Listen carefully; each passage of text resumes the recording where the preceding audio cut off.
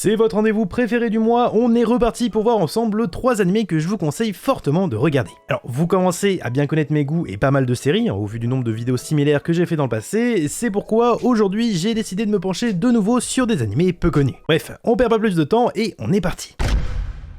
On commence donc avec Monthly Girls Nozaki-kun, un animé shonen qui parle de shoujo. Alors oui, c'est assez original, mais vous allez voir, c'est cool. Adapté en 2014 en 12 épisodes, la série est depuis disponible sur Netflix, mais pas en France. Alors vous allez me dire que du coup on s'en fout parce qu'on peut pas la regarder, mais pas de panique, j'ai la solution pour pallier ça, NordVPN. Ouais, bon la vidéo est sponsorisée au cas où c'était pas clair. Bon, depuis le temps vous connaissez tous NordVPN, mais je vais enfin pouvoir me servir de mes 5 années d'études en ingénierie informatique pour répondre à une question qui vous taraude l'esprit. À quoi ça sert? Globalement, c'est un outil de protection vous permettant de contourner la géorestriction, ce qui vous offre la possibilité d'accéder au catalogue des services de streaming des autres pays. Du coup, à vous Netflix US et ses tonnes de séries, ou encore Netflix Japon et son lot immense d'animés. C'est sûrement ce qui nous intéresse le plus parce que Monthly Girls Nozaki-kun, dont je vais vous parler juste après, vous le retrouverez uniquement là-bas. Donc, pas de panique, vous ouvrez NordVPN, vous cliquez sur le pays qui vous intéresse le plus et à vous la possibilité de regarder tranquillement Demon Slayer, One Piece ou encore Monthly Girls Nozaki-kun. Ouais non, je sais, je force beaucoup, mais vous allez voir, l'animé est cool. Bon, cependant, je vous connais, je sais ce que vous allez dire. Oui, d'accord, NordVPN c'est plus de 5400 serveurs dans 59 pays différents et cela même en France. Oui, ça a été confirmé par les tests de vitesse, NordVPN est le VPN le plus rapide du marché et oui, c'est disponible sur les 6 plateformes principales toutes utilisables avec un seul compte, mais bah vas-y, moi je parle pas japonais. Alors, je vous rassure, moi non plus, mais heureusement j'ai mes petites astuces. Une fois connecté dans le pays de votre choix, alors on va dire les États-Unis pour pas faire trop web, soit vous rendez à l'adresse suivante vous permettant de voir toutes les œuvres sous-titrées en français, soit vous utilisez des extensions sur votre navigateur, à l'image de Subtitle, qui vous permet d'importer des sous-titres directement sur Netflix, si bien qu'en bidouillant un peu, c'est la totalité des animés que vous pourrez mater en VOSTFR. Bref, c'est un catalogue sans fin qui s'offre à vous, et ça pour un prix dérisoire, parce qu'avec mon lien en description et le code Aniki, pour tout achat d'un abonnement de 2 ans, NordVPN vous offre 1 mois gratuitement et vous donne la possibilité d'être remboursé au bout de 30 jours si vous n'êtes pas satisfait. Donc pour le prix d'un café par mois, ça vaut plus que le coup, sachant que au passage, vous soutenez également mon travail, alors n'hésitez pas et foncez sur NordVPN. Bref, revenons-en à nos moutons et surtout à Monthly Girls Nozaki-kun. On fait donc la connaissance de Shio Sakura, une adolescente lambda comme il en existe des centaines dans les animés. Vivant sa vie de lycéenne de tous les jours, son quotidien va néanmoins se retrouver bouleversé lorsqu'elle va faire la rencontre de Umetaro Nozaki dont elle va directement tomber folle amoureuse. En soi, rien d'exceptionnel jusque-là, c'est le scénario classique d'un animé de romance, mais lorsqu'elle va vouloir enfin lui faire sa déclaration, au lieu de lui dire « je t'aime », elle va lui lâcher un « je suis fan ». C'est vrai que dit comme ça, c'est un peu éclaté, mais le truc c'est que Umetaro, en plus d'être un beau jeune homme brun ténébreux, #nohomo, c'est surtout un véritable manga dont l'œuvre est publiée dans un magazine périodique. Donc forcément, en entendant les mots de Shio, il pense réellement échanger avec l'une de ses fans, si bien que sa réaction se résume à lui signer un autographe et partir. Bon, je pense qu'on est d'accord sur le fait que ce soit le pire râteau possible, mais heureusement l'histoire ne s'arrête pas là, et oui je vous l'avais dit, que de retournement de situation. En effet, notre ami Umetaro avait lui aussi remarqué la belle Shio, à un détail près que la seule chose qui lui avait sauté aux yeux, c'est son talent pour le coloriage.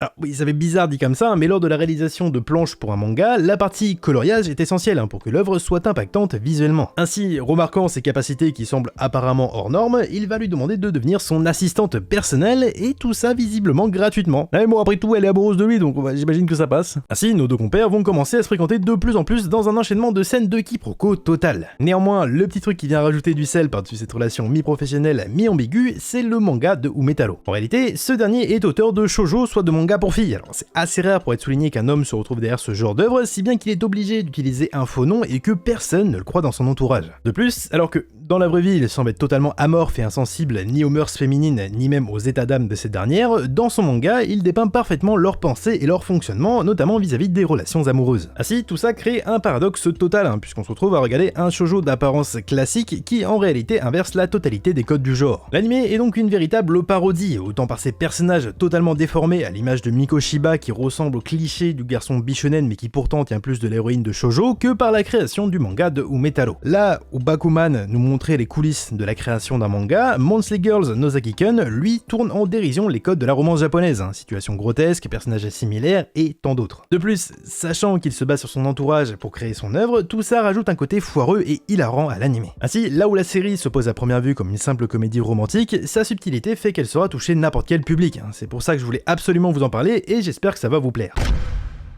On continue donc avec un animé qui, je vous l'avoue, m'avait pas forcément charmé au premier abord au vu de son animation un peu flinguée. Parce que bon, même si je suis pas un détracteur de la CGI, je suis pas non plus ultra fan du côté très lisse amené par la 3D. Ce qui me dérange, c'est surtout le fait que le moindre mouvement de personnage semblait trop ralenti. Heureusement, ici, ça n'impacte en rien la qualité de la série, puisque dans High Score Girl, l'animation est secondaire. Concernant l'histoire, elle est plutôt simple, l'animé parle de jeux vidéo. Alors, ça peut sembler tout bête dit comme ça, mais si on y réfléchit bien, il y a très peu de séries qui arrivent à traiter correctement de cette thématique de la plus authentique des manières. Heureusement, High Score Girl réussit totalement son pari. En effet, son auteur Oshikiri Rensunke, un passionné de jeux vidéo et de salles d'arcade, décide en 2010 de créer un nouveau manga qui se basera sur ce sujet qu'il adore depuis la tendre enfance. Ainsi, l'histoire débute en 1991 au Japon, où l'on fait la connaissance de Haruo Yaguchi, un jeune collégien qui n'est pas des plus studieux. Véritable cancre, quasiment méprisé par ses professeurs et même certains de ses camarades, tout ça ne l'atteint pas puisqu'il ne vit que pour une seule chose, les jeux vidéo. Consacrant tout son temps libre dans les salles d'arcade, son rêve serait de passer sa vie entièrement dans ces lieux qu'il considère comme étant paradisiaques. Néanmoins, son quotidien va se retrouver bouleversé lorsqu'il va y croiser Akira Ono. Cette jeune fille, en plus d'être sa camarade de classe, n'est d'apparence en rien l'image que l'on pouvait se faire d'une gameuse à cette époque. Issue d'une famille très prestigieuse et admirée par tous pour sa beauté et son intelligence, elle s'avère également être une joueuse redoutable et impitoyable. Ainsi, alors que Oshikiri aime être considéré comme le plus fort de la salle, il va se faire battre à plat de couture et ça à de nombreuses reprises.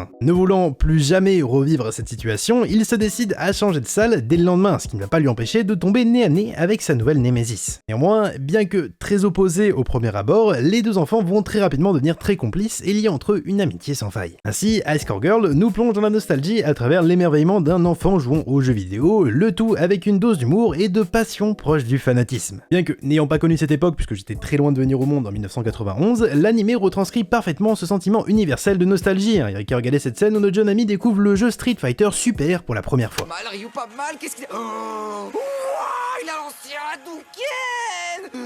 Oh, super. Oh, super. Super Street Fighter 2 The New Challenger. Ainsi, outre le fait d'être un hommage au rétro gaming, l'animé se pose en comédie romantique grâce au développement des différents protagonistes que l'on est amené à découvrir au cours de l'histoire. De plus, la série a su parfaitement retranscrire à la fois le passage de l'adolescence que l'époque ambiante. Clairement, si vous avez grandi dans les années 90, cet animé fera plus qu'écho dans votre cœur, et pour les autres, comme moi, pas de panique, vous vivrez l'émerveillement total devant cette époque révolue. Bref, High Score Girl est une véritable pépite que je conseille à tous les amoureux du jeu vidéo.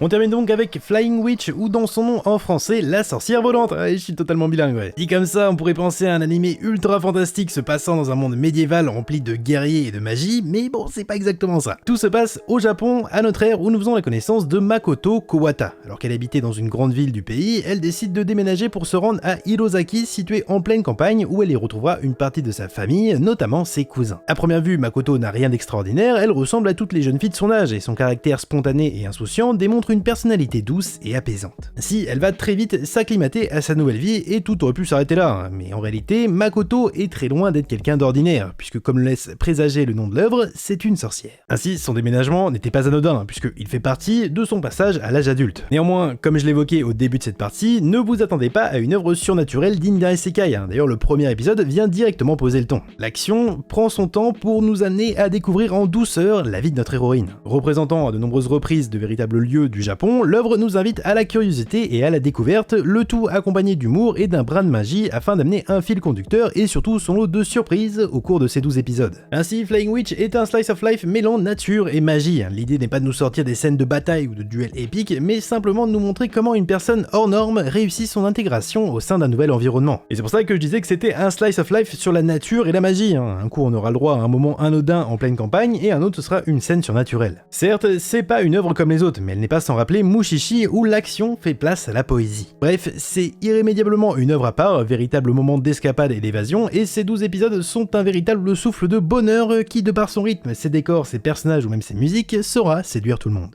On en a terminé avec cette vidéo, n'hésitez pas à lâcher un pouce bleu et à vous abonner, mais aussi à faire un tour sur NordVPN grâce au lien en description et à l'aide de mon code Aniki. Sur ce, je vous dis à bientôt pour une nouvelle vidéo, c'était Aniki, ciao.